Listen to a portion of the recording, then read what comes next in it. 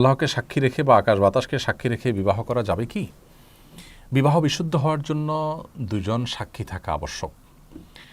সেই দুজন সাক্ষী মানুষ হতে হবে। কোনো আকাশ, কোনো বাতাস, আল্লাহর কোনো এ ধরনের কোনো সৃষ্টি কিংবা আল্লাহকে সাক্ষী রেখে বিবাহ করলে সে বিবাহ বিশুদ্ধ হবে না। শয়তান আমাদের অনেকের মাথায় ধরনের কুবুদ্ধি দিয়ে থাকেন যে আমি সাক্ষী তো রাখলাম, গাছকে রাখলাম, আকাশকে রাখলাম, পাতালকে রাখলাম, এগুলো আত্মপ্রবঞ্চনা এবং নিজেকে নিজে প্রতারণা করার শামিল। এভাবে বিবাহ বিশুদ্ধ হবে না। বরং বিবাহ বিশুদ্ধ হওয়ার জন্য দুজন মানুষ সাক্ষী থাকতে হবে, তারা প্রাপ্তবয়স্ক হতে হবে, মুসলিম হতে হবে, সাক্ষীদের যে শর্তগুলো আছে সেগুলো প্রযোজ্য হবে। কিন্তু এই আকাশ বাতাস সাক্ষী রেখে বা আল্লাহকে সাক্ষী রেখে বিবাহ করলে বিবাহ বিশুদ্ধ হবে না।